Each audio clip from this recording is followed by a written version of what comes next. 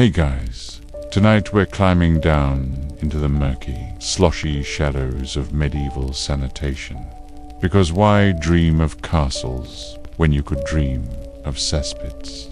You're walking through a tight alley in 1350s London, your boots squelching in a mixture that doesn't bear thinking about. The air is damp, and it hugs you in all the wrong ways.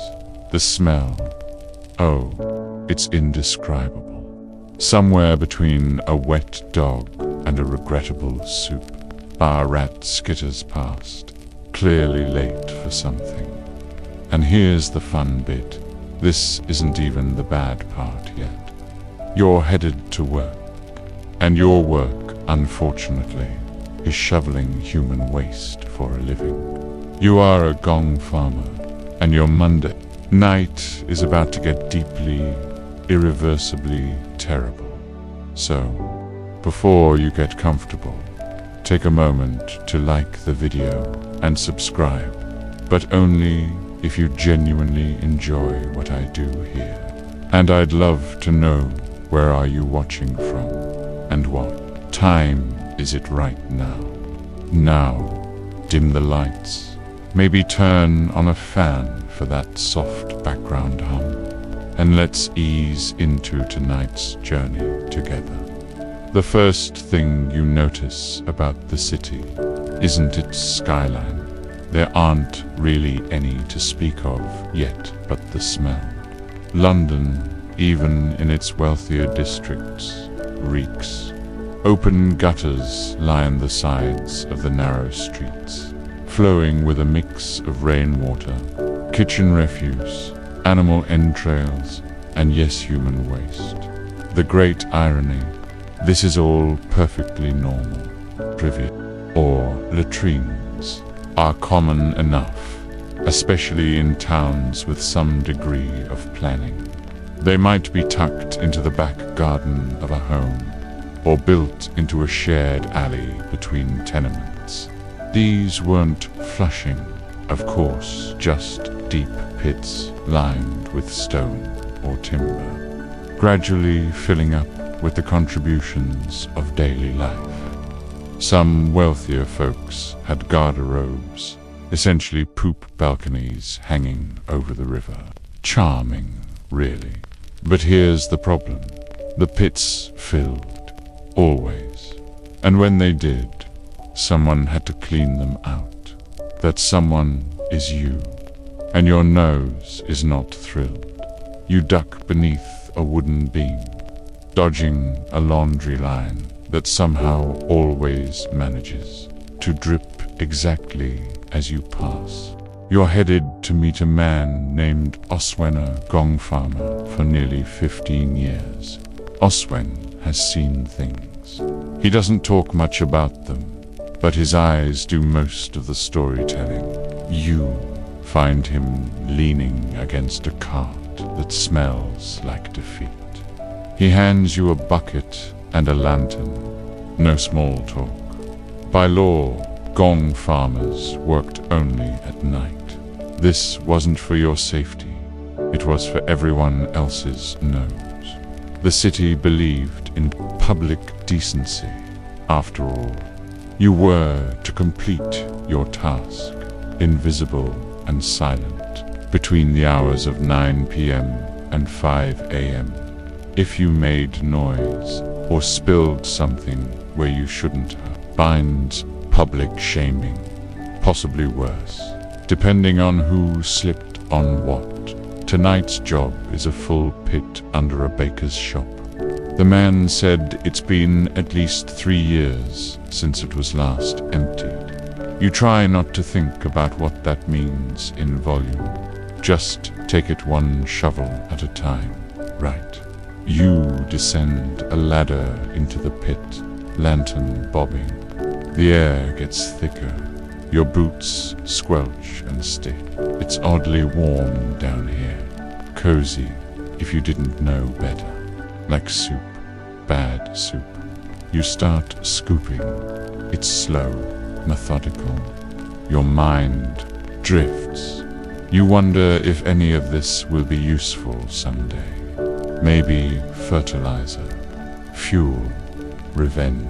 Historians still argue whether Gong farmers were seen as necessary evils or just convenient scapegoats when the city stank too much. Records are scarce, and the people writing them weren't exactly hanging around cesspits. But one thing's certain: you were both essential and reviled. Like a medieval it guy with a shovel, you return to the surface with a full bucket, your arms sore, your back aching. Oswin nods approvingly. "Not bad," he grunts. "You didn't faint. You want to respond with something clever, but your lungs are busy trying to forget the last 10 minutes. As the night stretches on, you learn more than you wanted to. Cesspits weren't uniform. Some were brick-lined and sealed. Others were just holes in the ground. Some had rats. Others had larger surprises. You find the remnants of a shoe tonight. Someone must have dropped it. Or maybe someone lost more than that. And here's a fun historical tidbit. It wasn't uncommon to find jewelry or coins at the bottom of cesspit. People dropped things while squatting.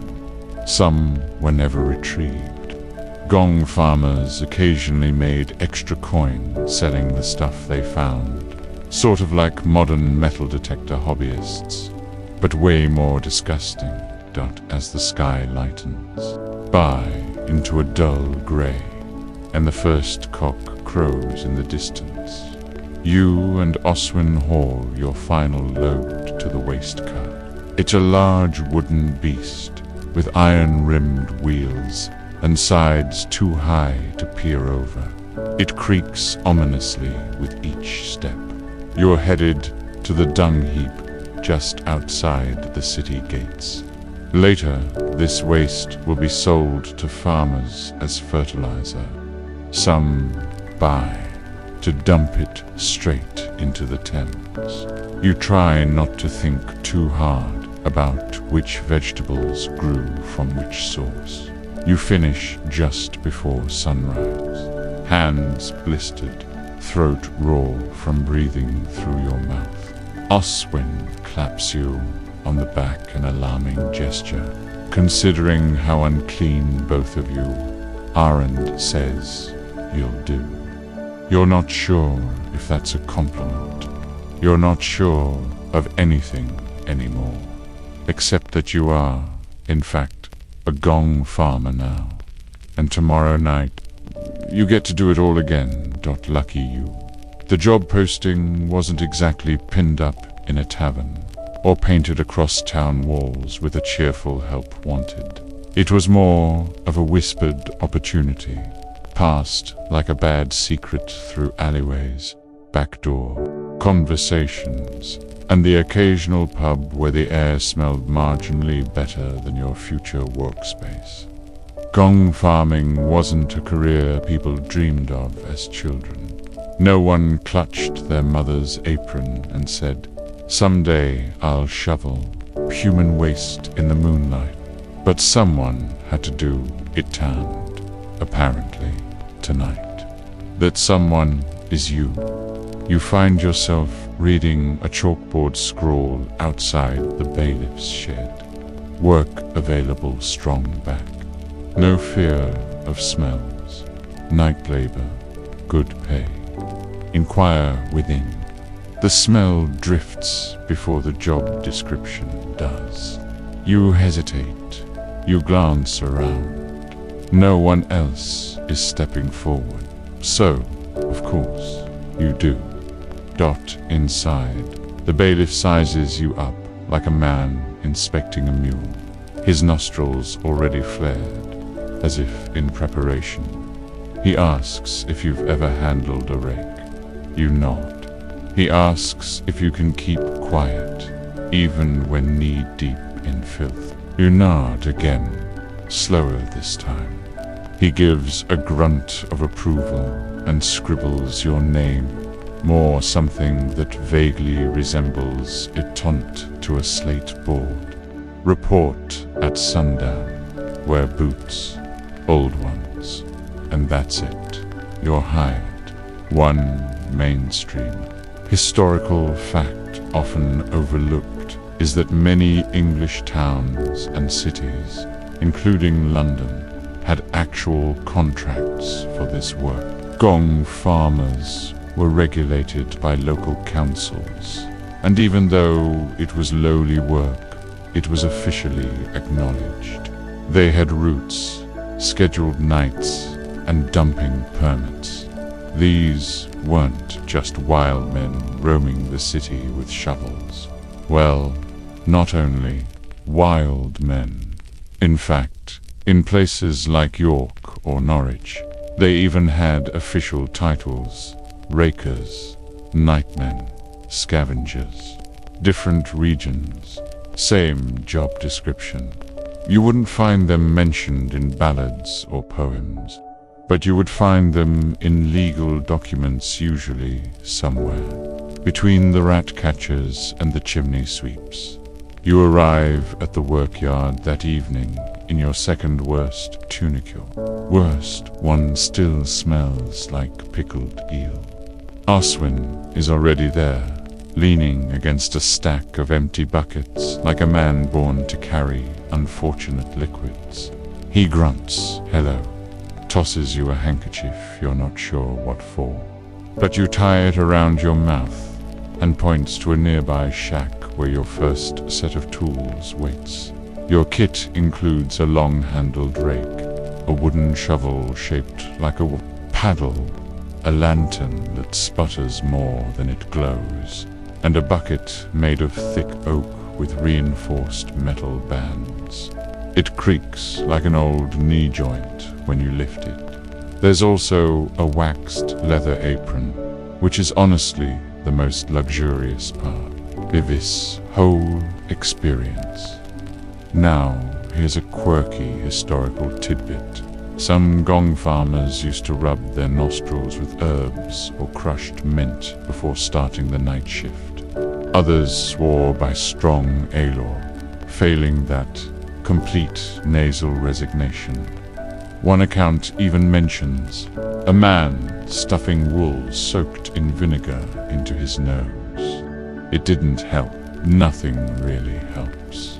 Historians still argue whether applicants for Gong farming were mostly desperate men who couldn't find better work, or seasoned laborers who saw it as a dirty but stable career. Some evidence suggests it wasn't always. The lowest rung pay could be surprisingly decent. In fact, in late 14th century London, a Gong farmer might earn more than a thatcher or a wheel. Of course, no one wanted to stand near them in church, but that's the trade-off. OSWYN leads you to your first sight. It's behind a butcher's shop, which you suppose is better than behind the tannery.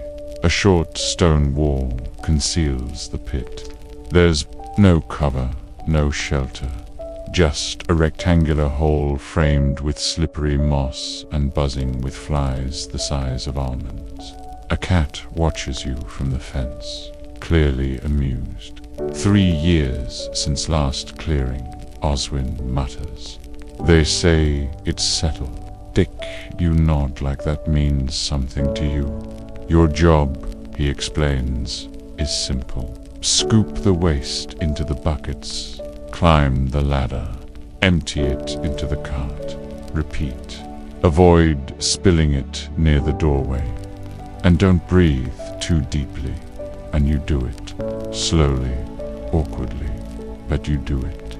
Each lift feels heavier than the last, not just in weight, but in knowledge of what people eat, what they flush, what they drop in moments of distraction. You spot a spoon, a child's toy horse, something that might once have been bread. The butcher himself emerges once, holding a cloth to his face. He offers no thanks, no eye contact, just a grunted complaint about the smell. Not our smell, Oswin whispers later. Theirs. It's not long before your arms ache and your back feels like it's folding into a question mark. But there's also something oddly meditative about the work, the rhythm, the quiet, the way the city seems paused, sleeping while you labor. Bowels you think about who came before you, how far back this job really goes. The Romans had similar workers, though better paid and possibly more respected. Some even built underground systems with flowing water to carry waste away. Luxury, the medieval. English just decided to dig holes and hope. And yet, there's a strange sense of belonging that starts to creep in. Like you're part of a hidden system keeping the whole city from drowning in itself. It's disgusting. It's unpleasant. But it's necessary. The stars twinkle dimly above you as you tip another bucket into the cart. The moonlight reflects off surfaces you'd rather not identify. Somewhere in the distance, a church bell tolls, signaling the midpoint of your shift. You pause to sip water, then realize you forgot to wash your hands. Oops. One last note before sunrise.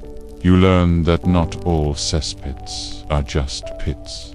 Some are chambers with stone arches. Others are part of a network that flows beneath neighboring houses. And occasionally, you find yourself standing above a section that is, unbeknownst to you, ready to collapse. The stories of people disappearing into privies aren't just urban legends, they're very real and very terrifying. But not tonight. Tonight, you make it through with your boots still on, your stomach mostly intact, and your job very much in hand. You're a gong farmer now, and while no bard will sing your name, the city sleeps a little better because of your very unpleasant efforts. You learn quickly that the true soundtrack of a gong farmer's night isn't silence, it's the symphony. Bove, drips, sloshes, distant snores, and the occasional startled rat scurrying through the hay-covered cobblestones. The first week is a blur of lantern-lit alleys, rickety ladders, and wooden lids you're terrified to open, but even more terrified not to. And through it all, Oswin remains your reluctant mentor gruff, vaguely amused by your suffering, but oddly patient.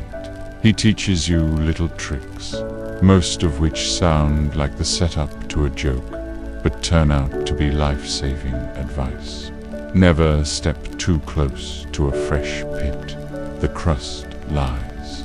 If it smells like cabbage and something died, back away, quickly, and always knock before you lift a cover. Sometimes folks forget to leave the privy. By your fourth night on the job, your nose has given up. Smells register vaguely now, like memories of memories. You dream of soap. You daydream of wind. You look at puddles and immediately wonder what percentage of their volume is pure nightmare. Now here's your mainstream historical fact for the section. The waste that Gong farmers collected wasn't just discarded, was valuable. Human waste, known as night soil, was often sold to farmers outside city walls. It was a rich fertilizer, particularly when mixed with straw or ashes. So, in a roundabout way, your late-night labor helped feed the next season's crops. It's the circle of life, a bit riper than advertised. Historians still argue whether the resale of night soil was more a civic duty or a side hustle. Some town records show farmers paying directly for the material. Others suggest that waste disposal was simply the final step in a long, foul supply chain. Either way, someone was making money off what you were ankle deep in. Tonight, your route takes you pen near the baker's district. The irony is painful. The sweet, yeasty smell of freshly baked bread mixes with less pleasant scents. You pass a row of sleeping shops, some with ovens still glowing faintly from the day's labor, and then, between two crumbling buildings, you find your next stop. It's an older pit-round, narrow, and much deeper than most. The ladder creaks ominously. Oswin tosses you a rope. Tie it around your waist, he says, in case you vanish. He's only half joking. Dot lowered slowly into the darkness. Your lantern swings from your belt, casting strange shadows that dance like gossiping ghosts across the stone walls. It's warm, too warm. You hit bottom and immediately regret all your life choices, and then you start scooping. In this particular pit, you find the usual suspects: bones, broken clay cups, a moldy boot, and bizarrely a set of brass keys. You hold them up. Oswin shrugs. City eats everything eventually, he says. Swallows it whole. It's the closest thing to philosophy you've heard from him all week. And here's your quirky, historical tidbit.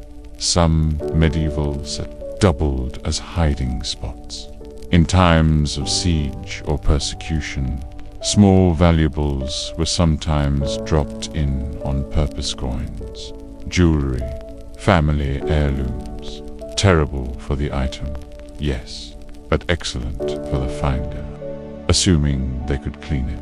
There's a recorded instance of a stolen religious relic being recovered from a latrine, scrubbed with holy water, and promptly returned to its pedestal. No one asked too many questions. The longer you stay at the bottom of this pit, the more you understand just how layered these places are, not just in muck, but in memory. Each deposit is a time capsule. Every bucket you fill is a footnote in someone else's dinner, grief, or poor hygiene decision. A broken plate might signal a lost wedding gift. A snapped belt could mark a drunken stumble. And every once in a while something genuinely mysterious surfaces a carved stone. A tiny wooden animal, a scrap of embroidered cloth, bits of people's lives, flushed into shadow. You climb back up, slippery and sore, greeted by Oswin's grunt and the rustle of something in the cart. Possibly a rat, possibly a curse. The load is heavy tonight. 3 full carts by the time the moon sinks below the church steeple.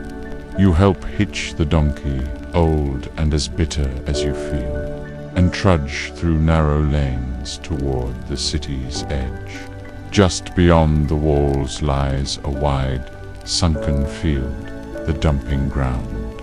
It's not quite farmland, not quite wilderness, just a scarred piece of earth that smolders faintly even on cool nights. Here, the waste is offloaded into trenches. You tip your buckets, listen to the long, sloppy sigh of gravity doing its worst, and start again and again and again. You've developed a rhythm. Bend, lift, dump, breathe through your mouth. Repeat, it's disgusting. It's relentless. But there's a weird, stubborn pride beginning to stir. You're keeping the city clean. You're doing a job most people pretend doesn't exist. And even if your friends avoid sitting near you and your hair smells faintly of despair, you're part of something essential. There's talk among the other Gong farmers of organizing routes, better standardizing tools, even requesting pay raises. One of them, a guy named Will with arms like tree trunks, says he's writing a letter to the alderman. Oswin just snorts. They won't read it unless it's scrawled on the back of a pie recipe. Still, the idea simmers. Could there be dignity in this job? Not just coins and bruises and weird dreams, but dignity. Historians still debate whether Gong farmers had any real leverage. Some argue that city officials depended on them so heavily they were unofficially protected, paid, well guarded, loosely, and mostly left alone. Others think they were tolerated, at best, forced to live on the outskirts, barred from public places, and used as punchlines in tavern songs. Maybe it was both, useful but shunned, necessary but invisible. You finish your shift just as the sky turns pale. Your back aches, your hands sting. Your eyes are half-lidded with sleep, but you did it. Another night cleared. Another round of waste quietly removed from under the cobbles of polite society. And as you sit on the back of the cart, listening to the donkey wheeze and Oswin hum a terribly off-key tune, you realize something strange. You don't hate this as much as you thought you would. It's not long before you start noticing patterns, things you wouldn't have clocked before, like which streets have the worst build-up, or which taverns' privies fill faster than a bishop's wine cup. You begin to develop a sort of sixth sense for it. You'll pass a narrow lane and wrinkle your nose before you even see the color. 3 buckets at least, you mutter. And you're usually right. Oswin starts calling you nosy, which is unfair, given how little your nose works anymore. You and Oswin get paired often now, since the other apprentices tend to quit within a week or get reassigned to other laborers. Some claim it's too hard, but more often it's the smell. One lad just walked into the river, didn't say a word, just took off his apron, folded it neatly, and waded in. Won't make it to London that way. Oswin had grunted, tying another bundle of rags around his boots, but at least he'll be clean. On this particular night, you're sent to the wealthier side of town. Stone houses with proper doors, windows with actual glass, though warped and bubbly like someone's memory of a Windows. Here, the privies are slightly better built, though no less demanding. The waste may smell of roast duck and spiced wine, but it's still waste. Here's your mainstream historical fact. By the late medieval period, some wealthier homes had indoor or semi-indoor privies built into the walls, with chutes that emptied into cesspits or moats. Castles often had latrines called garderobes, which emptied directly into the castle walls or ditches below. That name, by the way, eventually evolved into the modern wardrobe. Because nobles stored clothing near those shafts, the ammonia in the waste helped kill lice. You gag a little, understandably. Historians still argue whether these noble guardrobes were actually a convenience or just architectural vanity. Some scholars point to their terrible draftiness and poor angles as evidence that they were more for show than hygiene. Others claim it was just an early version of modern plumbing luxury, poorly executed, but still a leap ahead.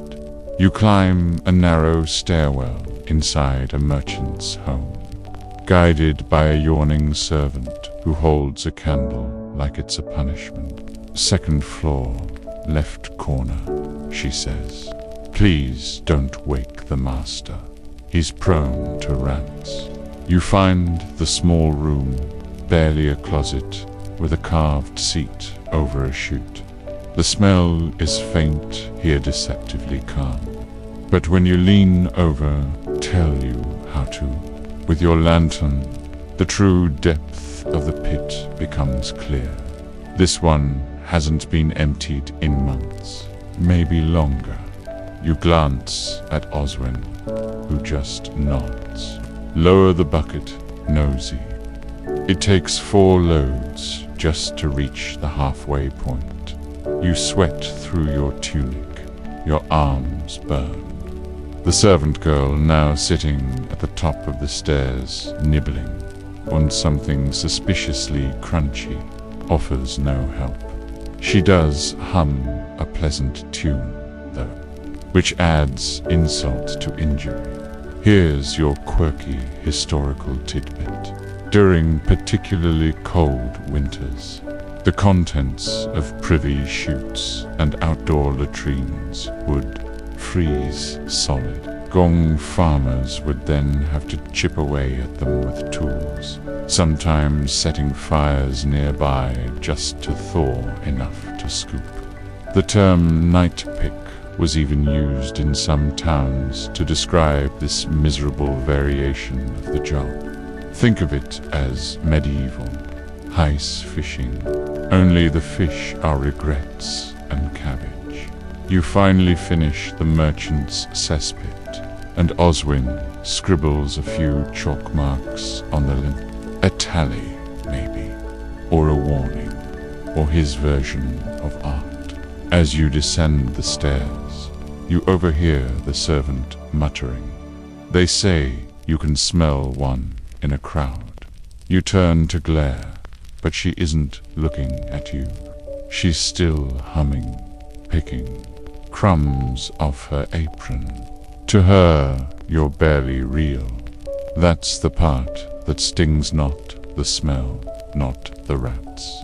Not the things you've had to unstick from your boots, but the way people flinch and look away, even when you're saving their noses, their shoes, their homes. Pews, you keep the city running. Without you, things would pile up in horrifying ways. Yet you're a ghost in your own streets. As dawn creeps in, you and Oswin head back toward the outskirts. You pass a group of butchers opening shop, laying slabs, pour of meat on thick wooden tables. One nods at you. "Busy night?" he asks, not unkindly. You shrug, the usual. Oswin grins. Privy on Bishop's Row nearly bit him. The butcher laughs, then offers you a strip of dried pork. You accept it like it's a gold coin. It's salty, slightly chewy, and makes your jaw ache. But it's the best thing you've eaten in days. You stop by the dump field again. It's steaming slightly in the morning chill. Oswin points to a patch of earth marked with a crude post and a ribbon. "That one's reserved," he says. "Council wants it tested. Some fancy fellow says he can use it to grow better turnips." Historians still debate whether early composting efforts like this were accidental or planned. Some scholars believe the layering of ash, straw, and waste was intentional, a primitive understanding of composting. Others think it was just a convenient way to keep the smell down. Either way, it worked. Sort of. You empty the final load, rub your sore shoulders, and think maybe you'll try to save a few coins. Maybe you'll get better boots, or soap, or a hat that says, "Ask me about my cesspits." You laugh to yourself, and Aswin gives you a side glance, losing your mind already, just thinking. You say, "Well, don't let it become a habit. This job's easier when you don't think." Climb back on the cart, listening to the wheel creak and the donkey grunt, and you wonder what it would take for someone like you to be remembered, not just tolerated or whispered about, but truly remembered. Maybe it starts with not vanishing, with marking your own lintel, with keeping a tally of your own. Back at the edge of town, your little hut smells like every other night damp hay. Old leather, and that faint underlying note of boiled cabbage that seems to linger no matter what. Pew do. You peel off your stained outer layers and hang them on the wall hook, which sags more each week. The boots come off last. You set them by the door so they can sulk in peace. The sun's up now, slanting through a crack in the shutters. It paints the inside of your hut in golden streaks, like the heavens are apologizing for everything that came before. You sit down on your straw mat, your knees creaking louder than your joints have any right to at your age. You close your eyes. The job is done for now. Here's your mainstream historical fact. In the 14th and 15th centuries, Gong farmers were typically required to work only at night. Town laws in places like London and York made it illegal to empty privies during daylight hours, partly to reduce the stench, but also to keep the gory visual of sewage hauling out of polite society's view. It was the midnight shift of all midnight shifts, and you, dear listener, are on it, or at least your stand-in is. You sleep during the day, which means your dreams are full of murky tunnels, echoing splashes, and the occasional angry rat that grows to monstrous size, right as you try to run. You wake in a cold sweat, only to find the sweat is real, and the cold part is a lie. But not today. Today, you're stirred by a knock. A polite one, quick, twice, like someone afraid you might answer. You groan, rise, and open the door. A boy stands there, no older than 10, barefoot and dusty. You, the Gong farmer, he asks, voice barely, above a whisper. You nod. Ma'am says the privy's full, won't shut. You sigh. What street? Pig Market Lane. Of course, that one always floods. You tell the boy you'll come by before sunset, and he runs off without another word.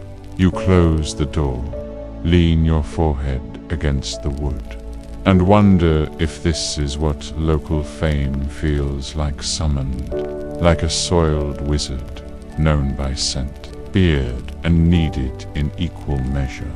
Later, you meet Oswin by the usual watering trough. He's got a new apron, and you pretend not to notice the old one hanging off your cart has grown stiff with use. Council clerk wants to see us, he says, tossing you a cold hunk of bread. Something about standardization. Standard. What? Exactly.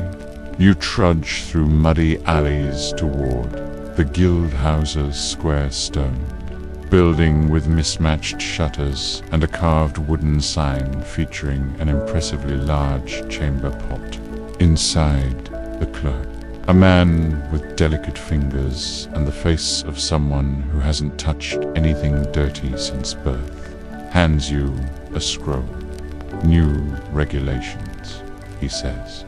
Every Gong farmer must maintain a record of locations, service, volume, removed, and date. It's all part of the sanitation initiative. You stare at the scroll. You want me to weigh the "we trust your judgment," he says hastily, as though you might unscrew your lantern and brain him with it. You and Oswin leave the building in silence. Well, Oswin mutters after a beat. Guess we're professionals now. Here's your quirky historical tidbit. Some towns paid Gong farmers extremely well, relatively speaking. In certain parts of England, a skilled nightman could earn more than a common laborer, or even a minor craftsman. Of course, that wage came with an early death, chronic skin infections, and social isolation. But hay-free compost. Historians still argue whether these higher wages were out of desperation or necessity. Was it simply that no one else wanted de jure, or did medieval towns recognize begrudgingly the essential nature of waste management? There's evidence both ways. Pay stubs that show healthy compensation. And, right beside them, laws banning Gong farmers from public spaces and religious gatherings. You tuck the clerk's scroll into your pouch and head for Pigmarket Lane. The privy there is as bad as promised overflowing, its wooden seat warped by moisture, the smell defying even your numb nose. You set to work, muttering curses not quite under your breath. Oswin whistles a tune that might be a hymn or might be the cry of a dying goosets. Hard to tell. The boy from earlier peeks out from behind a water barrel, holding a wooden toy shaped like a knight. He doesn't say anything, just watches. When you finish, you pour a lime into the pit, something you learned from a traveling mason who claimed it held the evil down. Whether it works or not is debatable, but it makes things less revolting. Slightly, the boy finally speaks. Is it true you go underground? You nod, he stares, like into the tunnels where the old ones lived. You almost laugh, almost not quite, but he doesn't seem convinced. There's a kind of reverence in his gaze, like you're part monster, part magician, part explorer of dark places no sane person would ever enter. And maybe you are. Maybe that's the point as you leave.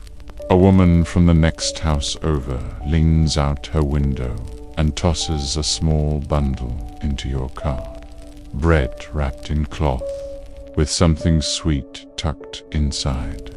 You glance back, but she's already closed her shutters. Lift the bundle to Oswin, who raises an eyebrow. Do not eat that, he warns.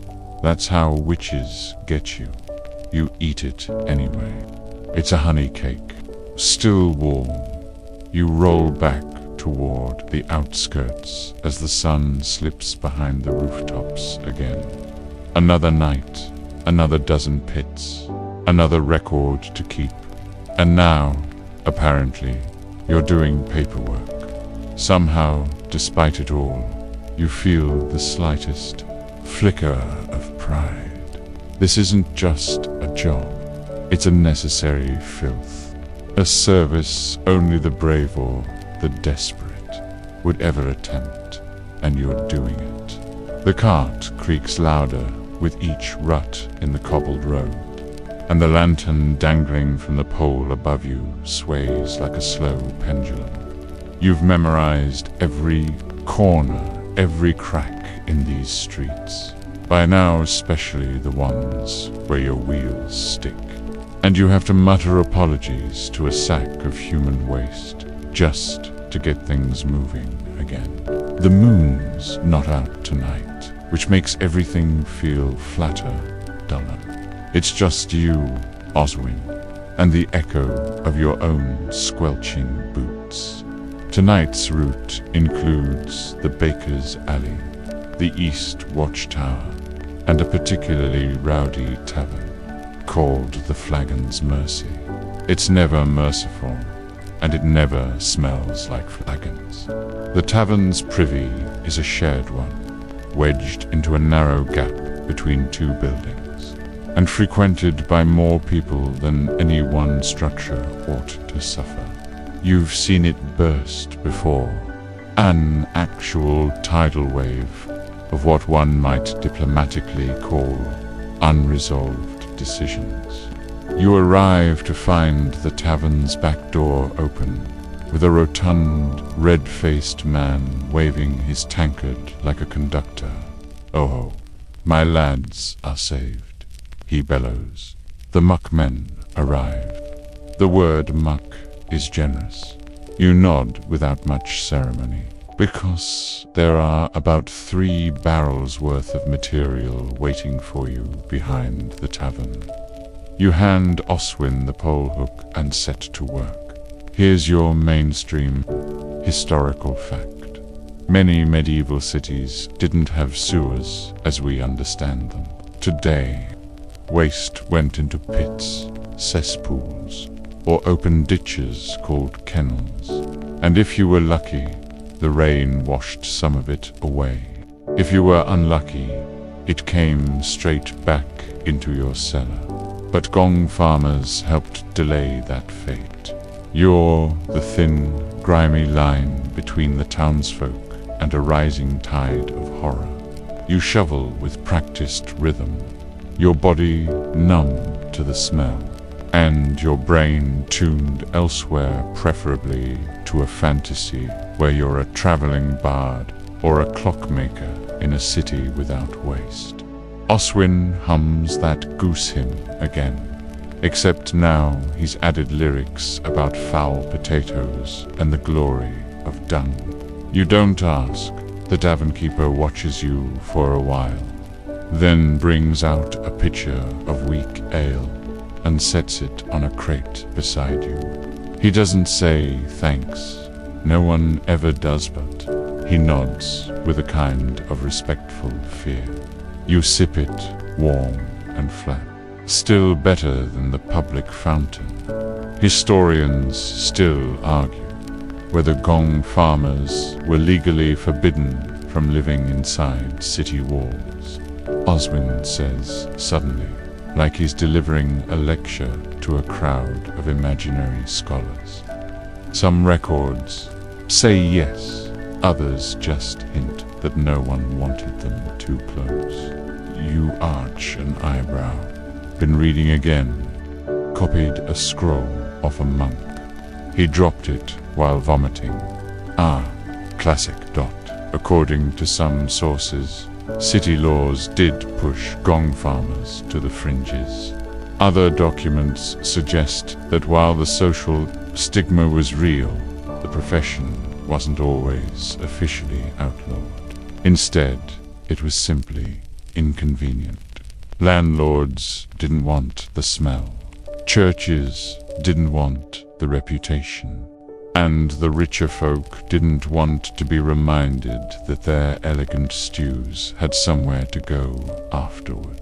Still, the role remained vital, revolting, and very much unglamorous, like being the liver of the city, filtering the filth so the rest could shine. And tonight, your liver is very tired. You finish the tavern job just after midnight. The moon finally peeks out, slipping between clouds like it's checking on you. You wipe your brow with the edge of your sleeve mistake, since your sleeve is not clean and whole, the now barrels back onto the cart. Next is the East Watchtower.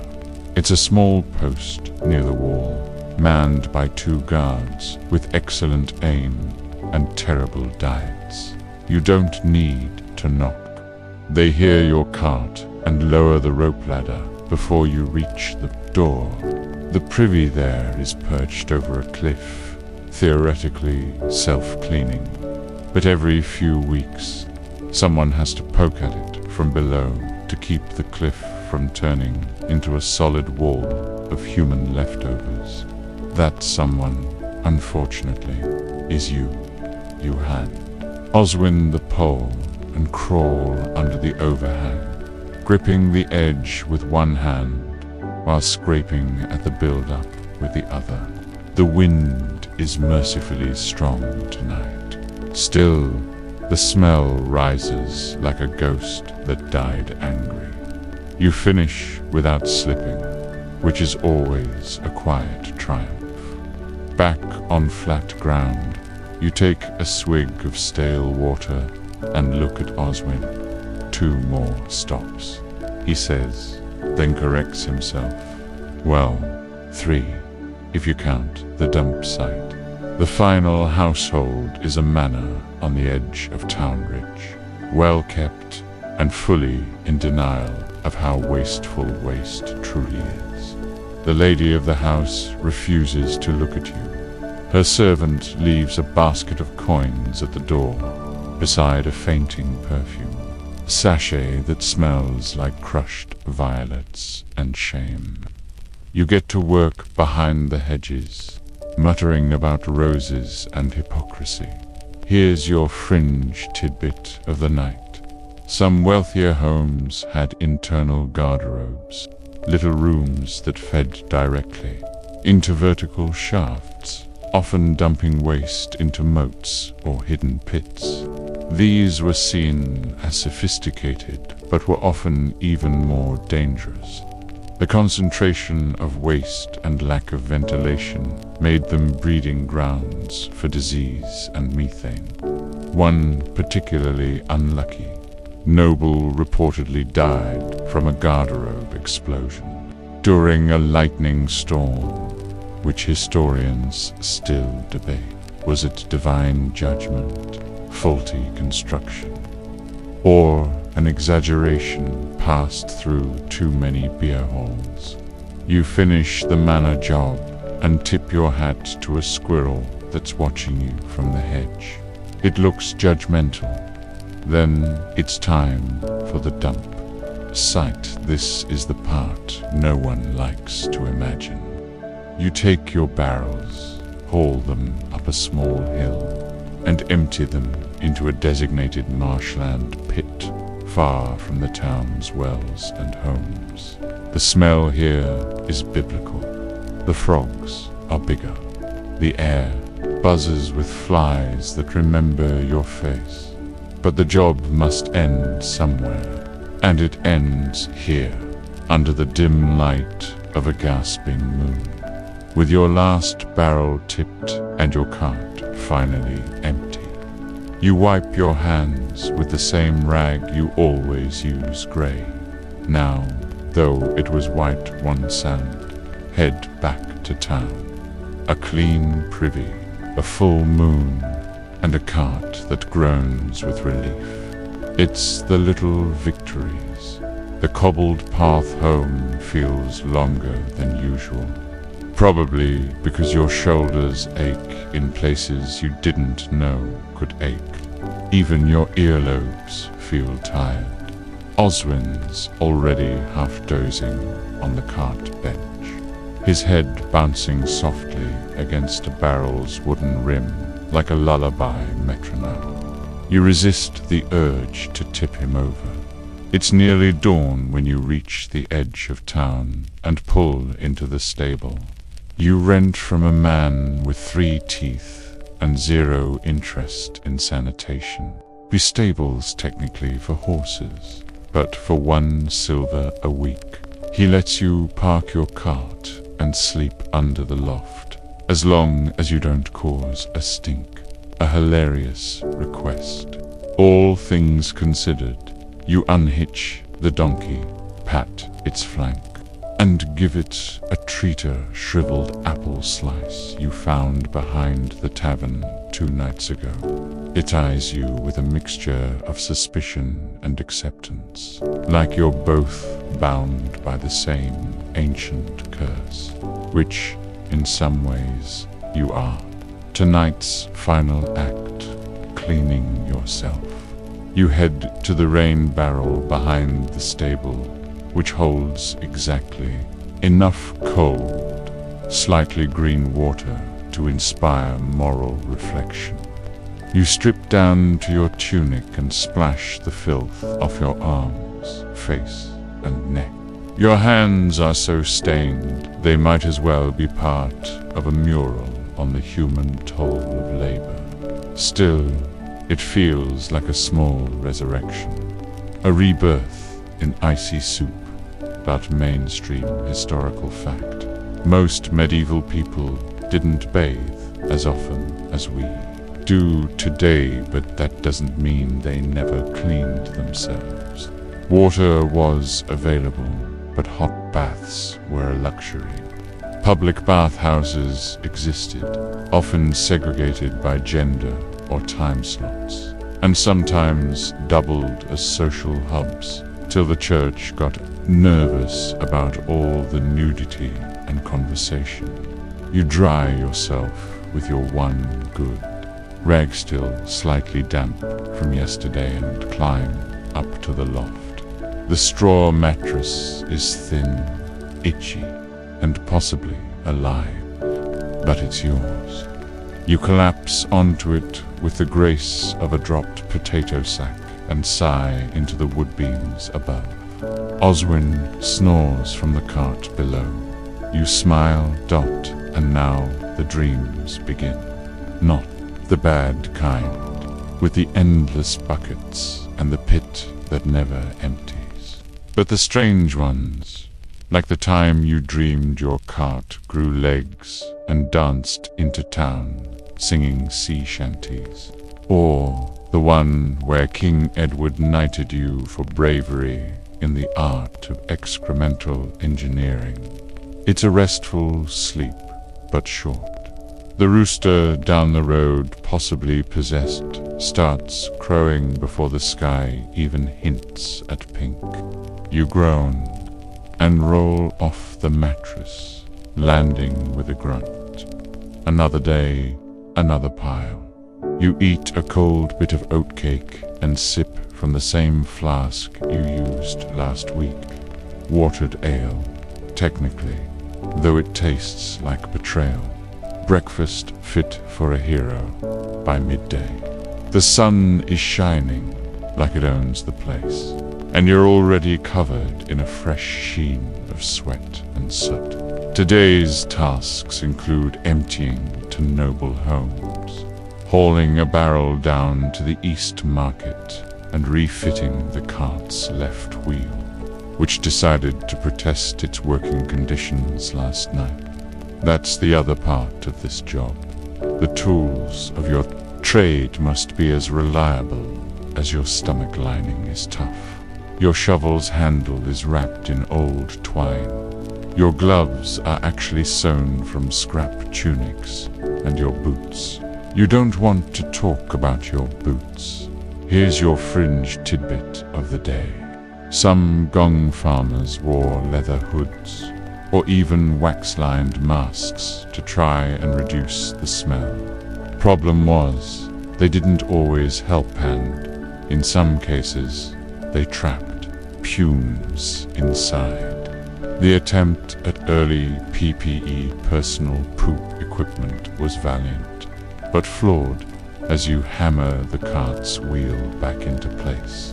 Oswin tells you that he's heard whispers again about someone in town inventing a pipe system to carry waste directly from homes into distant collection tanks. You raise your eyebrow. Sounds expensive, also magical, he adds.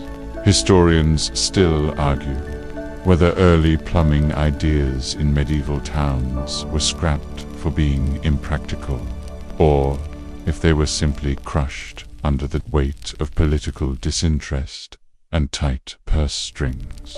Some Roman techniques were known, but replicating them required money, stone, and coordination, three things the average medieval mayor had none of. Still, it's fun to dream. Imagine it. Pipes, pumps, maybe even something called a flush.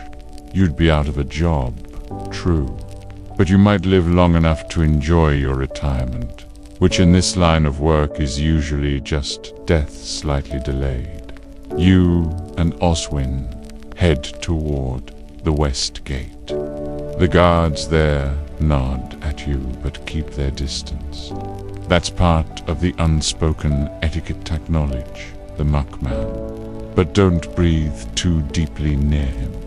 Children point, some in wonder, others in horror. You wink at one little boy who immediately bursts into tears. Mission accomplished.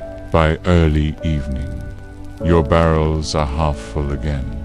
The sun's taken a red turn, painting the rooftops in streaks of burnt orange. A woman drops a handkerchief as she walks past. You reach down to grab it, then reconsider. Better not. That way lies scandal and at least 2 rashes. You return to the stable, exhausted, sunburned, and possibly a little wiser. And as you sit in the doorway, drinking your last swig of ale and watching the first stars appear, you can't help but wonder who decided this job needed doing in the first place, and who was the first poor soul to pick up a shovel and say, "You know what? I'll take it." You raise your mug to that forgotten ancestor, unsung, unknown, but deeply dash necessary. By the time your calloused fingers tug the stable door, closed again, a familiar rhythm has returned. Wake, trudge, scoop, dump, repeat. There's a strange sort of comfort in that cycle, like a clunky lullaby. It doesn't pay well, and it certainly doesn't smell like roses, but it's yours. And in a town where half the population can't count to 20 without using their toes, stability counts for something. You load up the barrels again, the sloshing echoing like a bucket of bad decisions. Oswin complains about his back, as usual, and you ignore him, as usual. He claims to have once been a minstrel, given how tone-deaf his humming is. You're starting to think he meant minister, and even that seems like a stretch. Today's route takes you near the bishop's residence, which means 2 things.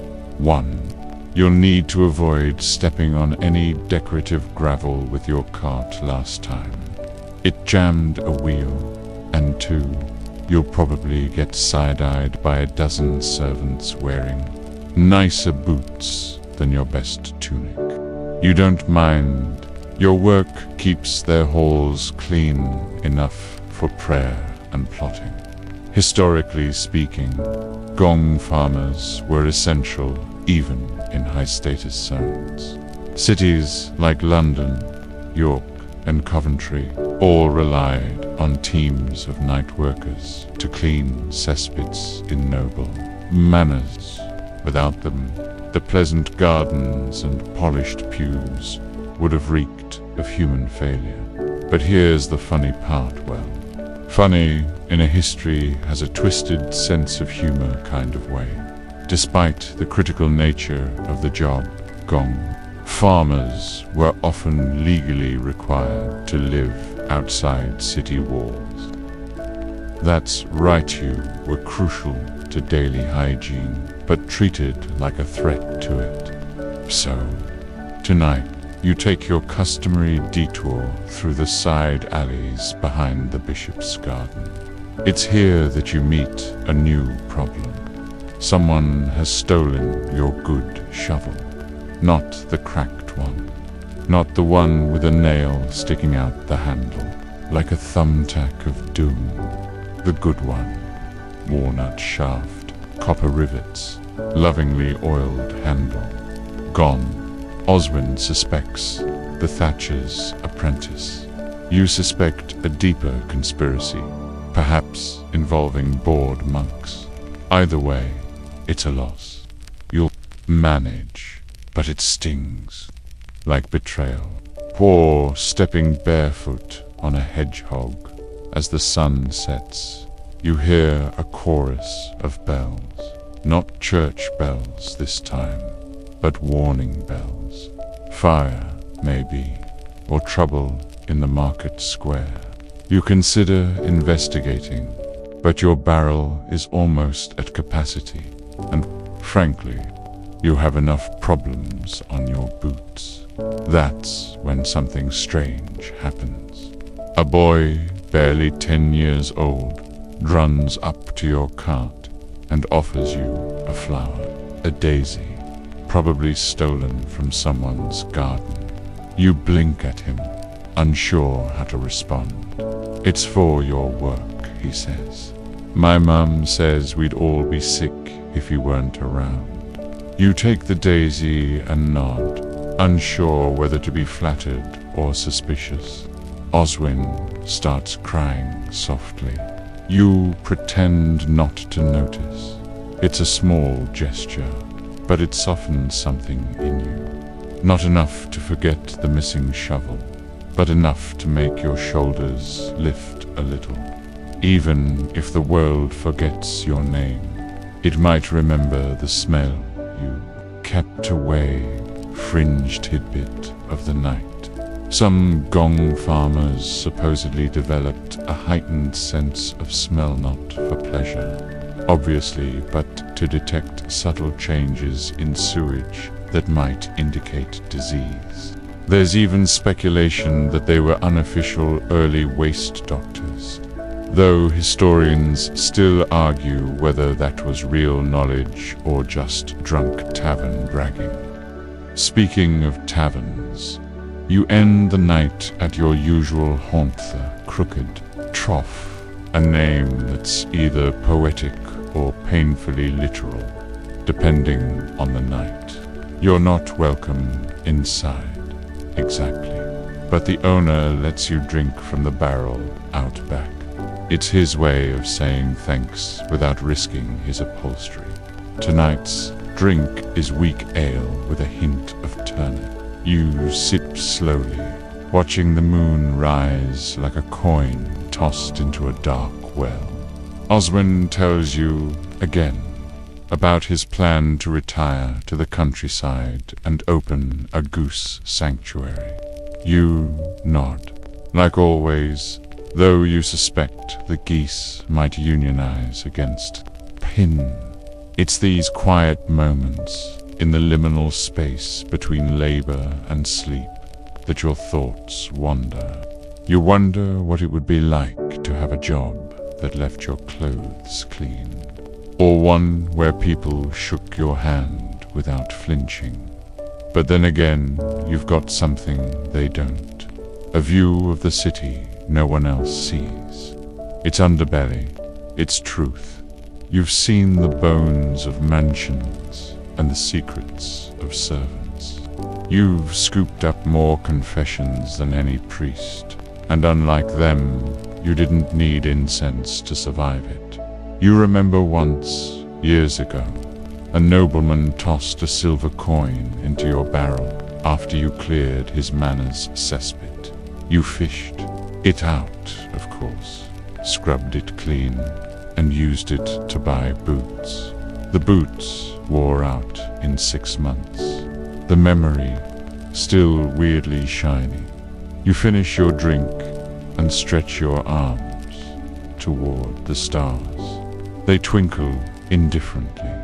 Somewhere, someone is likely having a feast on clean plates poured from pitchers you helped make possible. And you're just here, leaning against a crooked fence, daisy tucked behind your ear, wondering whether tomorrow's shovel will have a splinter problem or a hole. Existential crisis. You laugh quietly to yourself. Then you head to bed, because the pits won't empty themselves. The early morning mist rolls over the thatched rooftops as you shuffle toward the next cesspit on your listan, old inn called the Pious Mule, where the ale is thick and the stew is ... suspicious. You can already smell it from 3 lanes away, which is saying something, considering the smells you usually work with. The alley behind the inn is narrow, cobbled and curved like it's trying to sneak away unnoticed. You steer your cart through it like a boat through reeds, careful not to jostle the barrels more than necessary. You're not superstitious, but you do believe in the science of slosh, math 1, wrong bump, and you're washing your face in last week's sins. This pit, unlike the others, is older than your donkey. It's lined with crumbling brick, and the cover stone looks like it's been lifted more times than a drunkard's tab. You and Oswin exchange a glance. No words needed. You both know it's going to be a long morning. Mainstream fact. Most medieval cesspits were manually dug about 3 to 6 feet deep and built close to kitchens or privies. When they filled up, they weren't replaced, they were emptied. That's where you come in, bucket by bucket, lift by lift, thought by intrusive thought. As you crack open the pit lid, steam wafts up like it's welcoming you to a very exclusive, very damp club. You cough, adjust your scarf over your nose, and begin the process. Lower the bucket, fill it, haul it, dump it, repeat. Oswin starts singing a tuneless song about frogs and fate. You resist the urge to toss him in. The hours stretch and melt. At one point, a rat the size of a loaf of bread scurries past your boot. You nod respectfully. That rat's probably been in the business longer than you have. Here's your quirky tidbit. Some cities gave rats nicknames, little local legends. In York, there was a famous one called Bishop Tail, so named because it supposedly once snatched a bishop's dinner roll right from his sleeve. Nobody punished it. They figured any rat that daring had earned its place. Around midday, a curious crowd gathers near the alley entrance. Children point, whisper, and dare each other to get closer. A baker's apprentice shouts something witty. Hope you brought your perfume. And you respond with a slow, regal bow. The children laugh. You grin beneath your scarf. This is your stage, after all. And the performance never ends. You pause to take a drink from your flask, which now tastes like regret and barley. Oswin hands you a cloth, his one good one so. You can wipe your face. You accept it like a knight receiving a favor before battle. Suddenly, the innkeeper's daughter appears with a tray. Pawn it to heal slices of bread, a lump of soft cheese, and a mug of something warm. She doesn't speak, just places it on a barrel nearby and disappears. You and Oswin freeze. Do we eat it? He whispers. Only one way to find out. You mutter. You do. And it's the best cheese you've had in months. Salty, creamy, possibly aged in someone's sock, but delightful nonetheless. It's a moment of unexpected humanity in a day of literal muck. A reminder that not everyone looks down on you, even if they do breathe through their sleeves. Historians still argue whether the reputation of Gong farmers was universally bad, or if certain towns respected them more than others. There are records, bar farmers receiving generous wages, even property, in exchange for regular service. But there are also accounts of them being banned from churches, festivals, and even markets. It's as if the public couldn't decide whether you were a hero or a hazard. By the time you're done, the pit is empty, your back is screaming, and your clothes could probably walk off on their own. But you did it. Another cesspit cleared. Another job that keeps the world turning while no one wants to admit it. You slap the cover stone back in place, seal the barrel, and take a deep breath, then immediately regret it as you roll the cart away. Oswin starts in on a story about a Gong farmer in Kent who supposedly found a silver ring at the bottom of a pit, married a baker's widow, and never worked another day. You've heard this story before, 5 times, in fact, but you let him tell it again. Hope is a strange thing, clinks like the smell in your boots.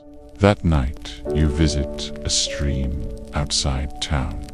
It's shallow and cold, but it's better than the rain barrel. You wash, sort of, scrub your arms with sand and water, watch the moonlight ripple on the surface. You think about that innkeeper's daughter, the cheese, the ring in the legend.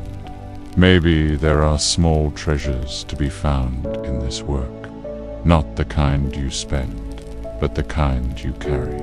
A nod, a warm drink, a shared joke in the muck. You dry off with your shirt and head back to the stable. Damp and oddly content, the stars overhead look like they're holding their breath. Tomorrow's pits aren't going to empty themselves, but tonight you sleep just fine. By now, your nose has learned to ignore the worst of it. Sort of like how someone living next to a noisy mill eventually stops hearing the grind.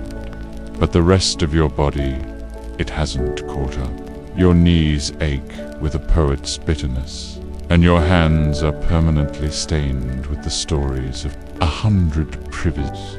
You stretch one vertebra at a time and push your cart toward the edge of town. This district called Bleak Hollow, though nobody remembers whys filled with cottages slouching under their own roofs and fences that have given up on standing straight.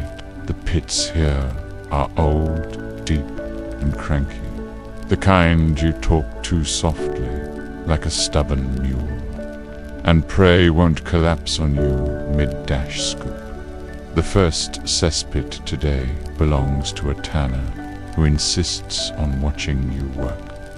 Arms folded, eyes squinting like he's expecting you to find his missing tools in there. You don't, but you do find a spoon, wooden, carved with initials that don't match the tanner. Mainstream fact of the day. It wasn't unusual for cesspits to hold unexpected items, combs, even the occasional coin, because many privies were shared by multiple households or placed in courtyards. Things sometimes fell in, panned by things. We mean anything not nailed down, and sometimes a few things that were. Oswin tries to pocket the spoon, but you swat his hand. Not this again, you mutter. Last time he smuggled a comb out of a pit and ended up with boils, possibly unrelated. But you're not taking chances. You dump the buckets with the practiced rhythm of someone who's definitely not dreaming of being a painter instead. The tenor eventually gets bored and wanders off. You hum a tune that may or may not be Greensleeves and glance up at the sky gray with a chance of feeling sorry for yourself. Here comes your quirky tidbit. In 15th century Norwich, there was a Gong farmer who also served as the town crier. That's right, he shouted the day's news by morning and emptied cesspits by night. The only man who literally talked crap all day long. It's late afternoon now. You've emptied 4 pits, each worse than the last. One had mushrooms growing on the inside wall, and not the good kind. Another had a chicken feather stuck to the sludge. You don't ask. You rest on a barrel outside a bakery that doesn't mind your smelt too many strong, yeasty aromas inside. To care. The baker's son offers you a crust, still warm, and you eat it with the reverence of someone receiving communion. Why do you do it? He asks you. This job. You chew, think, swallow. Because if I didn't, you say, the whole town would drown in its own mess. He blinks. But don't you want to do something better? You shrug. Better's just a different kind of stink.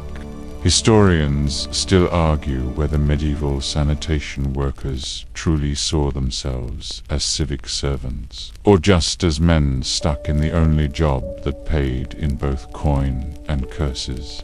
Some records show pride contracts signed with seals, wages negotiated, even uniforms issued.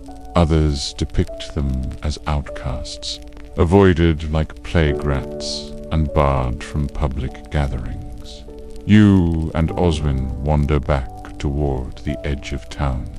The path narrows between 2 crumbling stone walls. You pass a carved mark on the corner your mark. A little symbol shaped like a scoop and a bucket. You carved it months ago.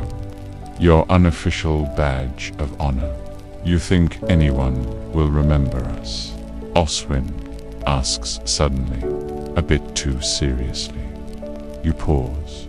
No, you say not by name. He looks disappointed. But you add, they'll remember the streets were cleaner and their boots stayed dry. He nods. You both keep walking. That evening, a storm rolls in quiet at first. Just a whisper of wind through the hayloft. Then a rumble. Then rain, falling in thick sheets that make your stable leak in 6 places. You set out pots to catch the drips, lie back on your straw pile and listen.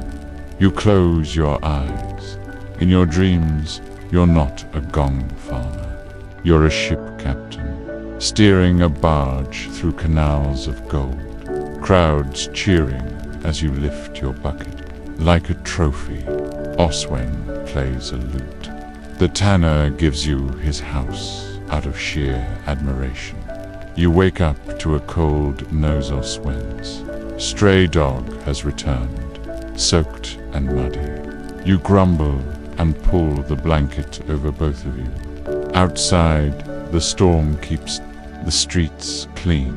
Inside, you prepare for another day of keeping them sanitary.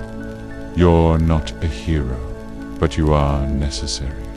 And in this strange, stinking corner of the world that might just be enough, you start the morning by shoving a half-eaten turnip into your mouth and checking your boots for frogs.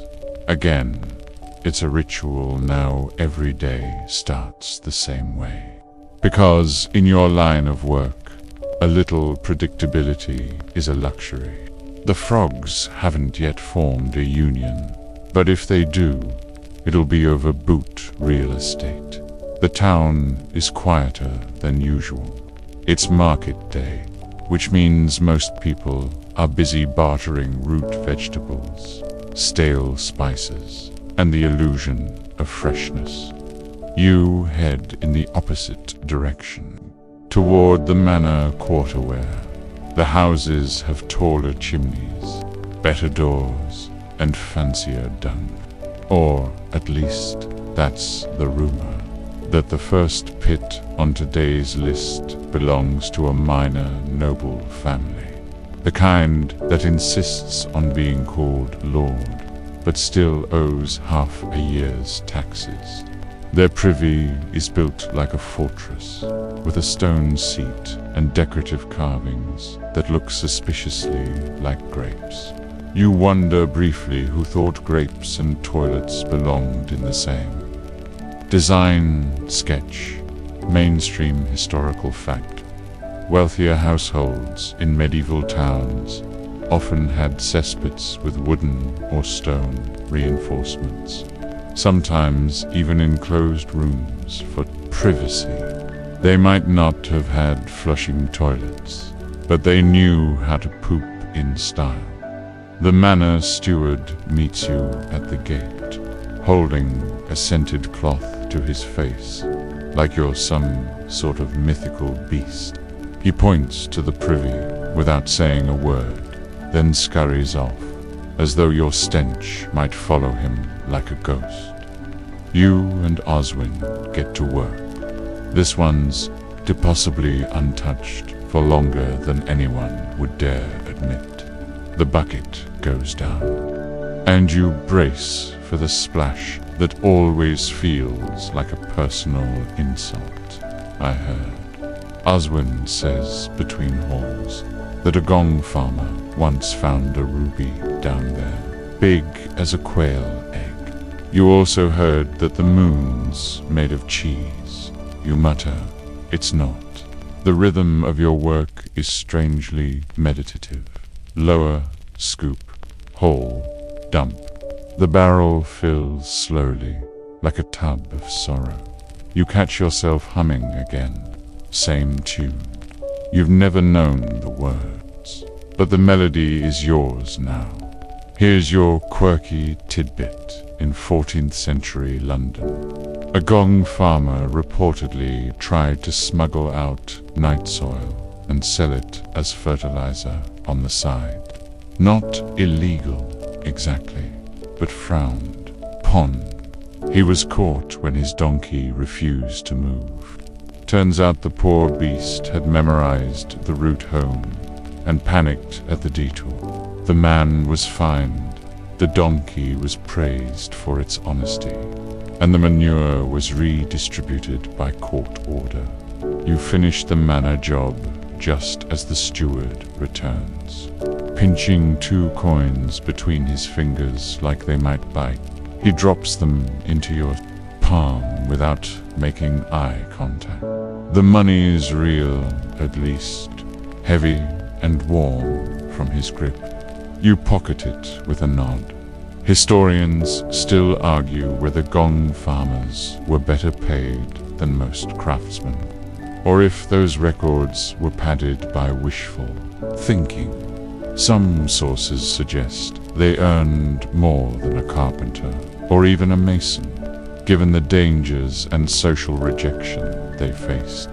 But others believe the high-wage myth was simply a way to keep the job filled, like calling a hangman an agent, buy of royal justice.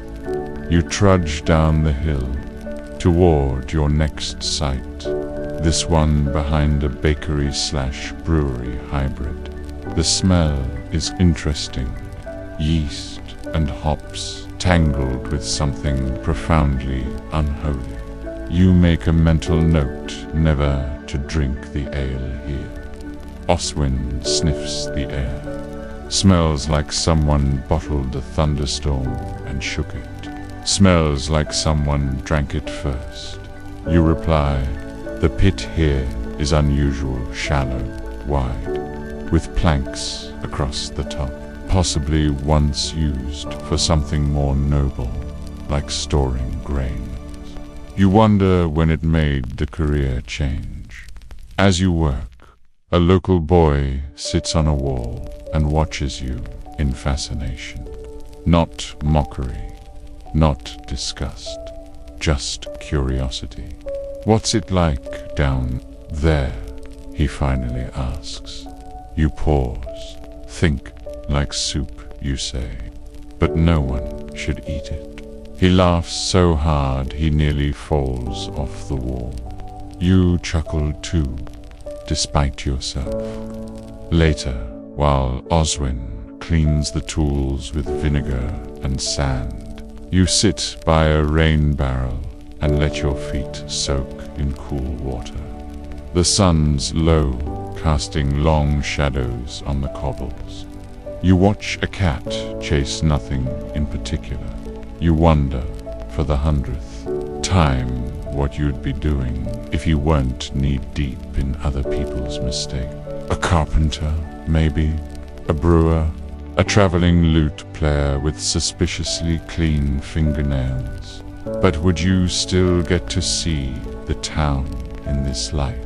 Quiet, honest, full of small, unspoken gratitude. You think not. You stretch, pop your back, and groan. Like a dying harp.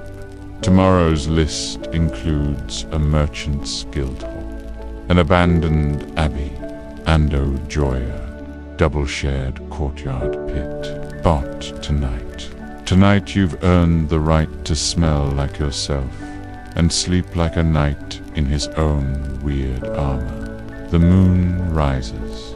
The frogs are already singing. You wake up stiff, not from the cold, but from the dreams odd, sludgy things, full of falling buckets and bottomless pits. It's still dark, just a smear of pre-dawn blue over the horizon. But you rise anyway, because someone has to.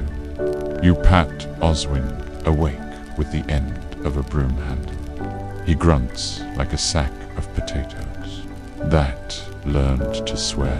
His dog, affectionately named Rotbone, no one remembers why, is already licking your boot with an enthusiasm you don't deserve. Today begins with a special kind of pit, one inside a former abbey. The monks left years ago, driven out by taxes or scandal, or possibly the rats that achieved sentience. Now the place is used by traveling merchants and the occasional lost sheep, and its privy has become the stuff of legend. Your cart creaks as it rolls over cracked cobblestones, each bounce rattling your bones. The abbey looms a headstone walls, broken windows, ivy growing in places ivy should not. You pause at the gate, the iron twisted like a pretzel in places, and glance at Oswald. Bet there's ghosts, he says, not entirely joking. There's definitely smells. You reply, more certain. You find the privy behind what used to be the scriptorium. The door is gone, the hinges rusted, the pit vast. It might have been built for 20 monks at once. Communal holiness, shared privacy. It smells of mold, rot, and guilt. Mainstream historical fact. Monasteries had some of the most advanced sanitation systems of the medieval period. Some used running water to carry waste away from latrines. A kind of early plumbing, of course. Once abandoned, those systems fell into disrepair, leaving behind not innovation, but sludge. As you lower your first bucket, you nearly lose the rope. It vanishes with a slurp. You brace, haul, and feel the resistance of something large and suspiciously soft.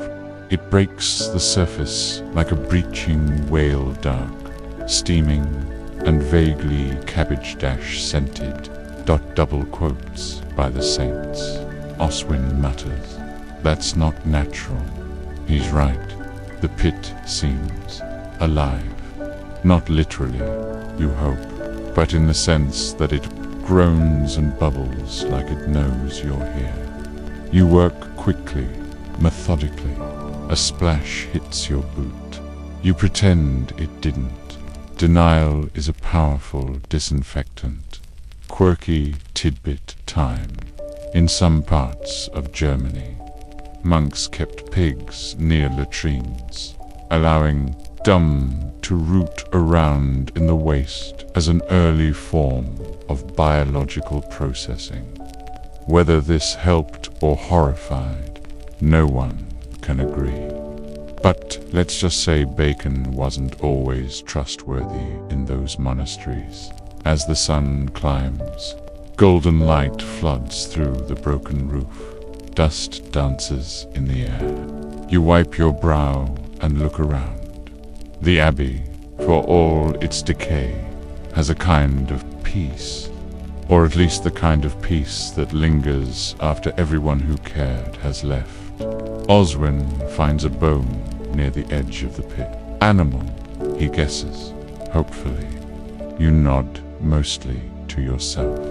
You're nearly finished when you hear voices outside. Travelers by the sound of them. Maybe spice merchants.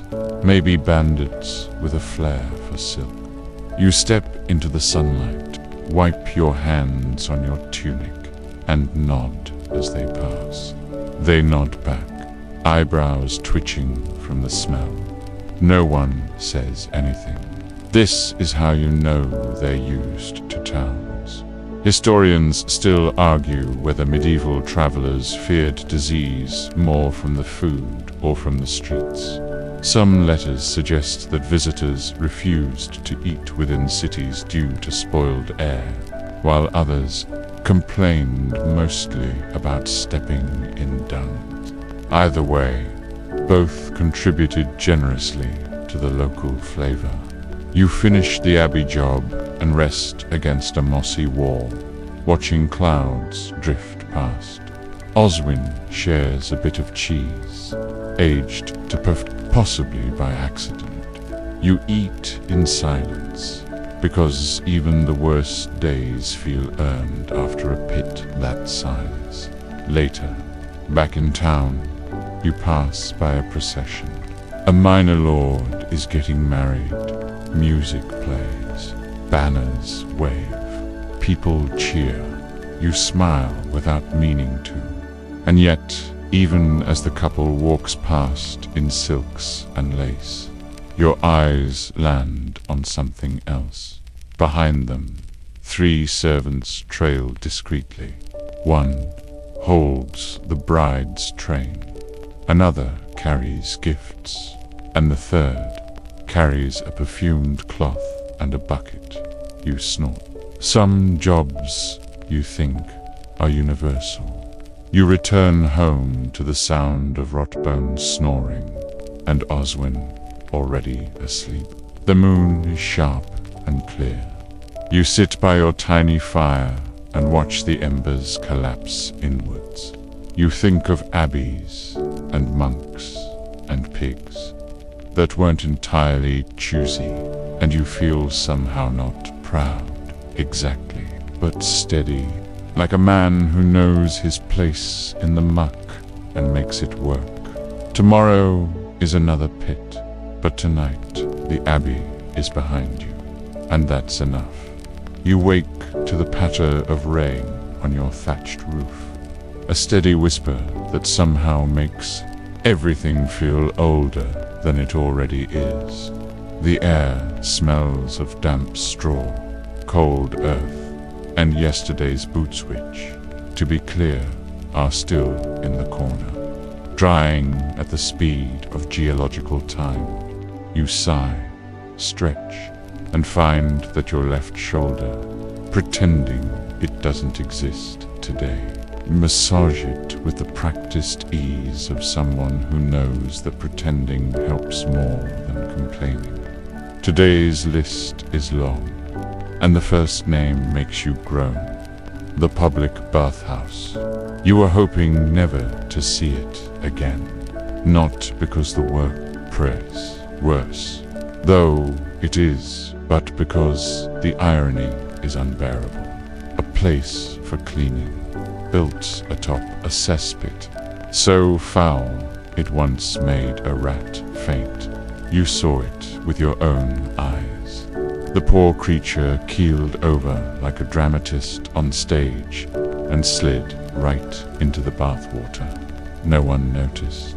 The sky is the color of boiled oats as you wheel the cart through the slumbering street. You pass shop fronts, still shuttered, windows fogged with condensation. A cat follows you for 2 blocks, tail high. Before deciding your profession isn't worth its attention, you reach the bathhouse just as the owner, large man with fewer teeth than average, but more rings, peers from inside. He greets you with what could generously be called enthusiasm, but it's probably just desperation. Mainstream historical fact, medieval bathhouses were surprisingly popular and not always scandalous. Common folk used them regularly, especially in cities like Paris and London before. The Plague era sent public bathing out of fashion. Warm water, scented oils, and even music were common. Sadly, so were lice, infections, and the occasional eel. Yes, eel. The pit behind the bathhouse is different. Bits wide, shallow, and regularly topped off with a kind of herbal slurry lavender and mint stirred in, like it might convince your nose this is anything but what it is. You know better. Your boots know better. Oswin arrives late, muttering, bound dreams where the pits never end. You don't tell him that's not a dream. It's a job description. You lower the first bucket. The pit makes a glugging noise, like it's burping up regret. You and Oswin fall into rhythm, trading jokes. Mostly terrible, and bucket loads, mostly worse. Quirky tidbit time. There are surviving bathhouse rules from the 13th century that prohibited bringing birds, goats, or musical instruments into the tub. This raises several questions, but the most pressing one is, what exactly was happening in those baths that required a ban on poultry? As you work, the bathhouse slowly comes to life. Women enter with baskets of herbs. A man sets up a lute on a stool and begins tuning, unaware or unbothered by the symphony of squelching from the back. You overhear snippets of gossip. Did you hear about the butcher's boy? Ran off with a weaver. They say the abbess drinks wine in her tea. Someone mentions a comet, someone else, the king. Life flows on, and through it all, you shovel muck in the shadow of scented soap. Historians still argue whether the popularity of medieval bathhouses reflected genuine hygiene or social custom. Some argue they were more about status, showing you could afford warmth and scented oils, than about actual cleanliness. Others suggest people were genuinely cleaner than their later Victorian descendants, who famously feared water more than disease. You finish the bathhouse job near midday, hands aching, back groaning, and stomach growling. You split a meat pie with Oswin, which tastes exactly like disappointment wrapped in flour. But it's warm, and that's enough. The next sight is a curiosity.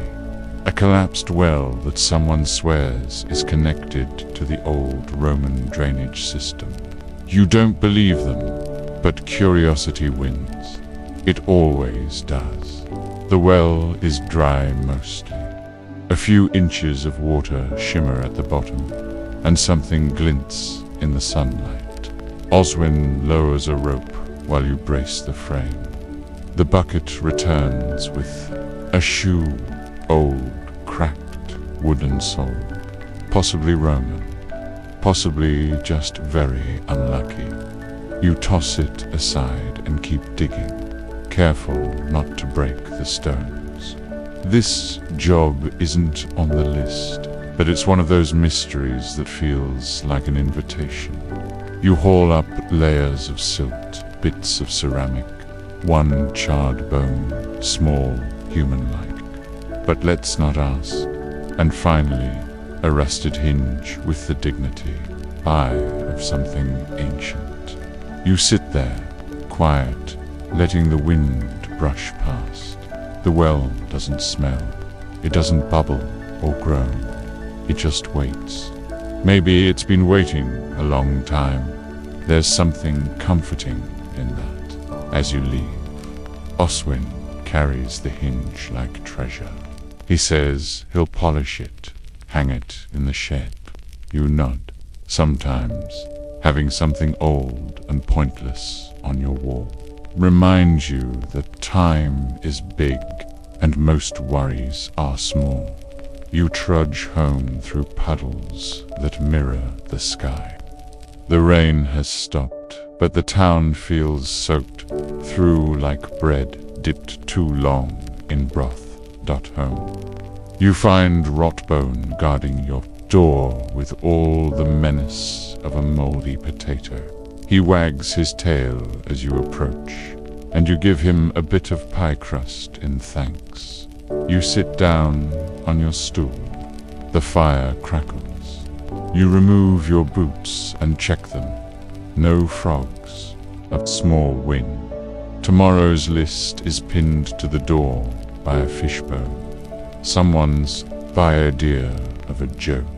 You smile anyway. Because while the bathhouse was awful, the well gave you a piece of something forgotten. And that makes today good. You wake slower today, as if your body is staging a quiet protest. The light outside has the watery, uncertain hue of early dawn, and the chill clings to your bones like an uninvited guest. You sit up on your straw mattress, stretch until your spine pops like old wood, and let out a sigh that feels centuries long. No pit today, at least not in the usual sense. Today's assignment is a town council job. You know it's trouble when you get one of those requests folded parchment sealed with wax, handed over with more secrecy than it deserves. It smells of politics, and nothing stinks worse than that. You sip some weak ale, tear a chunk from a crust of bread, and review the note again. The council wants you to inspect the overflow tunnel near the market square. Strange noises. It says, unusual smells. It warns. Bring help. It urges. You'd laugh if you weren't already packing extra rope. OSWYN meets you with a face full of skepticism and a bag full of meat scraps. For the dog, you ask. Double quotes. No. 4. Bribes, he replies. I feel we'll need to negotiate with something. You don't ask what. The tunnel lies beneath a weathered stone arch beside the tanner's shop, whose stench is usually bad enough to mask anything worse. Today, though, the air is sharp, not just foul. It bites your nose, stings your eyes. You tie a cloth around your face and light a lantern. You descend slowly, the tunnel narrowing as it winds deeper under the square. The sound of dripping echoes from every direction, and your boots squish in something you're not eager to identify. Mainstream historical fact. Many medieval towns had rudimentary sewer tunnels, often made from repurposed Roman systems or dug by hand. These were rarely mapped, frequently blocked, and occasionally forgotten entirely, till they backed up, of course. You find the blockage. It's a mix of rotted wood, bones, a broken wheelbarrow, and disturbingly several dolls. Head Zarswin mutters a prayer. You just get to work. The pile is dense and wet, like it's been fermenting for years. As you dig through it, something moves, not fast, just shifts. You freeze. Oswin stops breathing. The tunnel groans as if exhaling, and then rats, dozens of them, not attacking, just watching. Their eyes catch the lantern light and fall. A moment you feel like you're on trial. One twitches its whiskers. Another climbs atop a doll's face. And then they vanish, slipping into unseen cracks like a dream you'd rather forget. Quirky tidbit in 1340s London. Rat catchers were known to sell trained rats to nobles who kept them in cages as conversation pieces. Some were painted, with tiny coats of arms. One purportedly played a miniature harp. Historians believe none of the rats enjoyed this. You finally clear the jam, sending a cascade of ancient sludge rushing downstream with a sound like wet applause. You step aside just in time to avoid a faceful of history. Oswin, less lucky, gets splashed on the shins. He does not forgive you. On your way back up, you find a carving on the wall, faded but still visible. A face, wide-eyed and toothy, crowned in what might be laurels or maybe just moss. You and Oswin stare at it. Roman, he asks. Maybe you say demon, also maybe. Historians still argue whether such carvings in tunnels were meant as warding symbols, graffiti, or idle artistry. Some believe sewer workers marked safe passages. Others say they carved faces into walls as a warning to others. Whatever the case, this face grins at you, and you grin back. By the time you emerge from the tunnel, the square is bustling. Bakers yell, prices, children chase geese. A juggler drops all 3 of his pins and pretends it was on purpose. You stand there, mud-covered and sore, and feel oddly triumphant. You grab a crusty roll from a baker's stall. He doesn't charge you. Perhaps he recognizes that you, more than most, keep his corner of the world functioning. You and Oswin head toward the smithy, not for iron, but for something more precious, hot water. The smith lets you use the barrel out back, You scrub your hands, face, and soul. Oswin finds a bar of soap someone left behind. You both marvel at the luxury dot. As the sun sets, you take the long road home. It's quieter this way. The wind rustles the bare trees, and the sky melts from gold to deep grey. You pass the old stocks, empty now.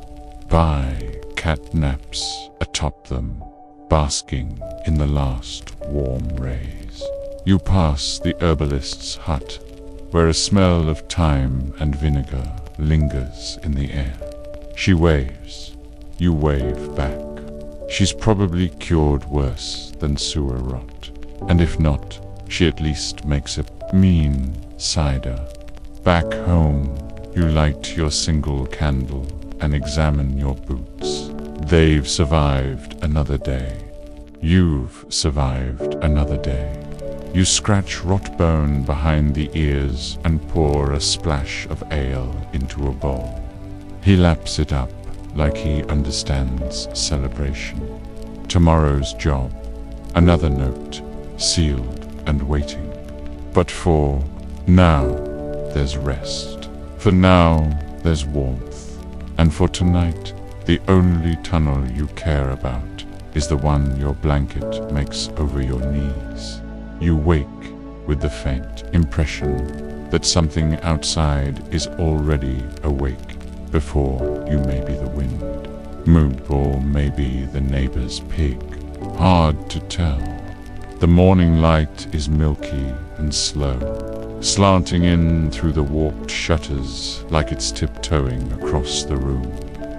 You sit up and take stock of your body.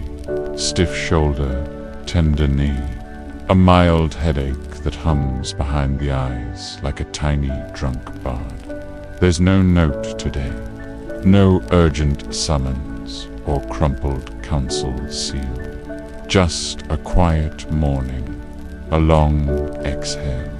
You still lace your boots, though, still pack your spade. It's habit now, like the way you check if the latch is set or if the sky looks angry. You wander to the town square without much aim. People nod to use 'em with respect, others with pity, a few with the same half-smile they give the village idiot. You've earned all of it. Mainstream historical fact.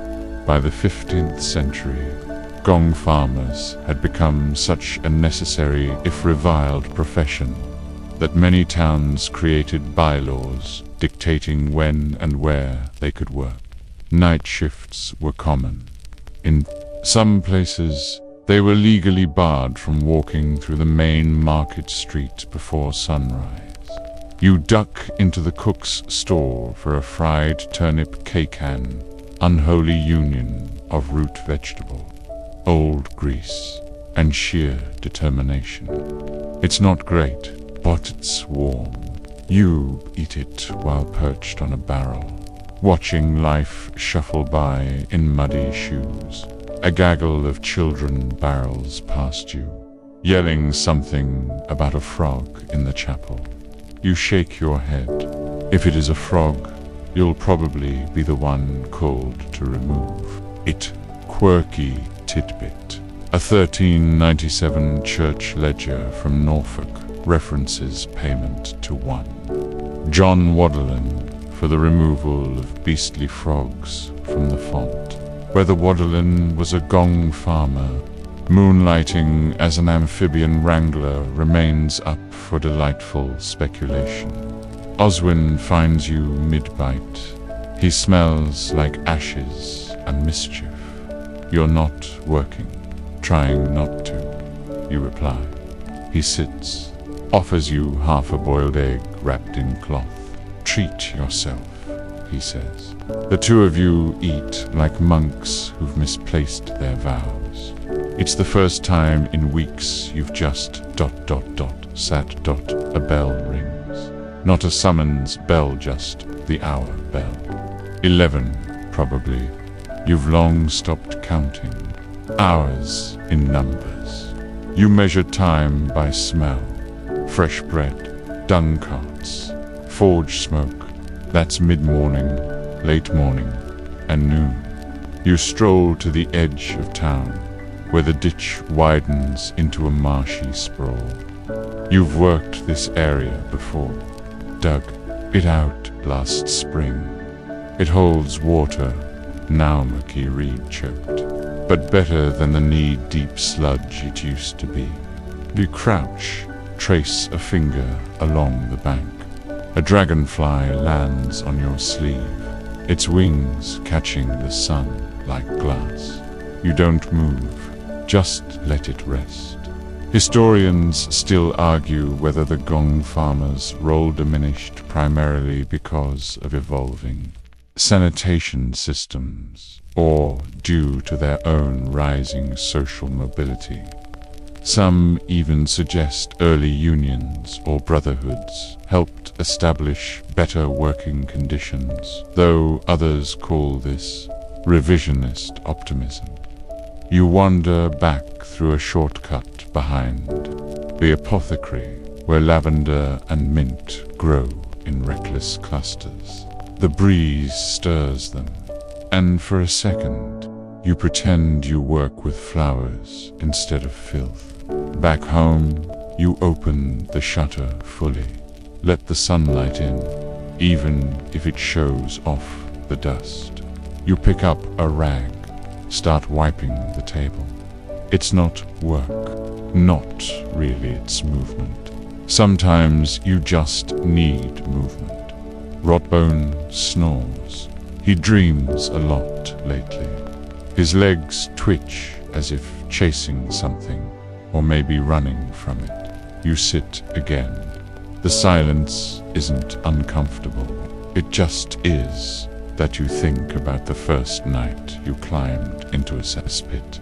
How your knees shook and your nose burned, and you nearly dropped the lantern. You didn't imagine you'd still be doing it years later. But now it feels ... honest. Like someone has to do it, and why not you? You've never been much for grand ideas, never stood in a battlefield, never sang before kings, but you've kept things moving, quietly, constantly, and somehow that feels important. A knock at the door, a neighbor, sheepish. My latrine's blocked, she says. Don't, you're not. Be there after supper. You don't ask for payment. She'll bring bread or soap or a bit of jam, and that'll be enough. As she walks off, you spot the faintest rainbow in the sky. Not a bright one, just a sliver tucked between clouds like an afterthought. You close the door gently, wind down. Begins ... You stretch your arms overhead, slowly letting your spine ripple and crack like an old wooden door easing shut. The day so full of movement. And muck begins to unravel at its edges. The air inside your little home grows still, and the flicker of candlelight dances lazily across the walls. You take one last sip of that thin ale, barely enough to warm, but enough to soothe. You listen to the quiet creaks of your ceiling beams and the distant shuffle of wind against the shutter. Your hands are rough but clean. The dirt has been scrubbed away, leaving behind the faint memory of labor, but not the weight of it. You pull your thumb along a callus and smile. It doesn't hurt anymore. You've built your world with these hands, one pit at a time, one spadeful after another. Not glamorous, but steady, and somehow deeply human. Outside, the stars are peeking through, their silver light barely brushing the edge of the window. You lie back, pull the blanket up to your chest, and feel the deep, gentle pull of rest. Nothing to fix tonight. No tunnels to clear. No orders to follow. Just the hush of sleep wrapping around you like a second skin. And with that, your breath slows. Your thoughts soften. And the world, just for now, becomes quiet.